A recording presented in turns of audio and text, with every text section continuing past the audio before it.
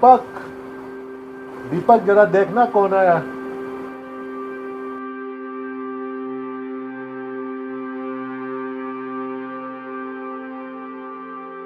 हाँ बोलिए, किससे मिलना है? सागर साहब हैं आपके? हाँ है ना, उनसे मिलना है। आइए। अरे सागर, ओहो प्रकाश, बहुत अरे दिनों बाद यार। यार। हमें तो लगा तुम भूल ही गए। अरे अरे बैठो बैठो यार।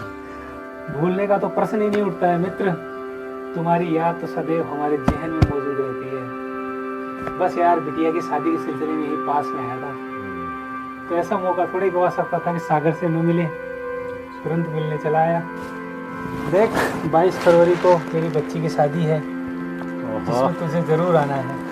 क्यों नहीं क्यों नहीं, बहुत अच्छा किया। क्या बात है यार, बहुत बीमार से कमजोर से लग रहे हो। हाँ यार, तबीयत तो मेरी बहुत दिनों से खराब चल रही है। एक जमाना था जब मेरी तंदुरुस्ती और जवानी दुनिया देखती थी, तुम तो जानते ही हो। हाँ यार, तुम्हारा रो भी कुछ अलग था उस समय यार, वो टाइम ही अलग था।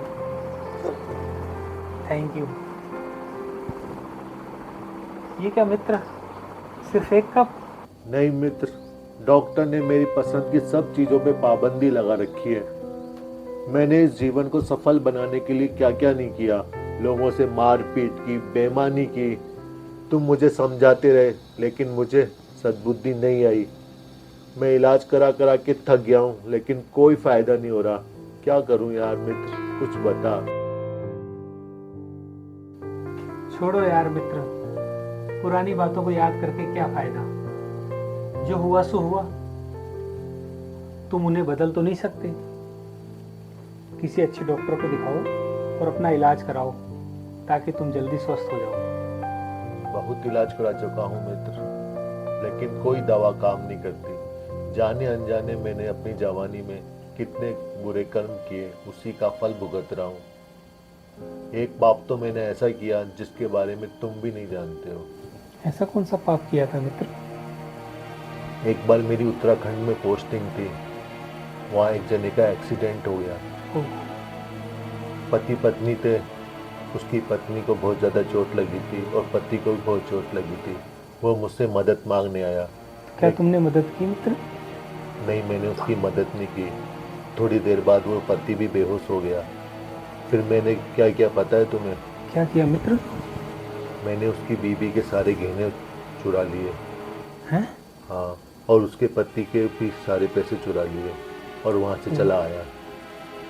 और अगले दिन अखबार में देखा कि वो पति पत्नी मर गए एक्सीडेंट में। ये दिल का बोझ मेरे ऊपर पड़ा हुआ था, जो मैंने तुम्हें बताया। मित्र, ये तुमने ठीक नहीं किया था मित्र। तुम्हें उन दोनों की जान बचानी चाहिए थी। लेकिन अब जो हो गया सो हो गया, अब क्या करूँ मैं? मित्र देखो, तुमने बुरे कर्म किए तो आज बुरा फल मिल रहा है। बच्चों की शादी के बाद बिल्कुल अकेला हो गया हूँ। बच्चे विदेश सेटल हो गए हैं, मुझसे बात भी नहीं करते। मेरा तो बुढ़ापे का यही सहारा है दीपक। बहुत खराब है इनके बेटे, बात भी नहीं करते इनसे।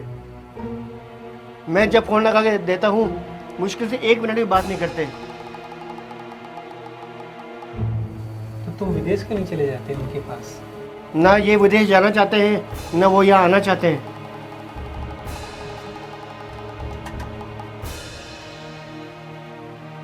मित्र, एक बात कहूँ, बुरा तो नहीं मानोगे? मैं क्यों बुरा मानने लगा मित्र तुम्हारी बातों का? मेरी हार्दिक इच्छा है कि मैं तुम्हारी बेटी की शादी धूमधाम से करूं। ये जो मेरे पास धन दौलत है, जो मेरे किसी काम की नहीं है, वो मैं तुम्हारी बेटी की शादी में लगाना चाहता हूँ। तुम्हें इससे कोई आपत्ति तो नहीं है? देखो मित्र, मुझे आपत्ति तो नहीं है, लेकिन एक बात कहूँ, अभी मैं इतना सक्षम हूँ कि मैं अपनी बेटी की शादी धूमधाम से कर सकता हूँ। अगर वास्तव में तुम पैसा लगाना चाहते हो, खर्च करना चाहते हो, तो उन लोगों में खर्च करो जिनके पास पैसा नहीं है, जो बेचारे गरीब हैं, जो अपनी 2 वक्त की रोटी भी कमाने के लिए परेशान रहते हैं। उनके बच्चों की शादी करो, उन गरीबों के लिए स्कूल बनवाओ, जिनके इलाज के लिए अस्पताल नहीं है, वहाँ अस्पताल की व्यवस्था करो। और जो भूखे लोग हैं उनके लिए भोजन की व्यवस्था करो। अगर तुम इस तरह के काम करोगे ना मित्र, तो तुम्हारे पैसों का सही यूज भी होगा और तुम्हें अपने कर्मों के जो पाप हैं उससे मुक्ति भी मिलेगी। हो सकता है ईश्वर तुम्हें क्षमा करे। बिल्कुल सही कहा मित्र तुमने। अब ये पाप की कमाई मैं लोगों की भलाई में यूज करूंगा। तभी मित्र तुम इन पाप से मुक्त हो पाओगे।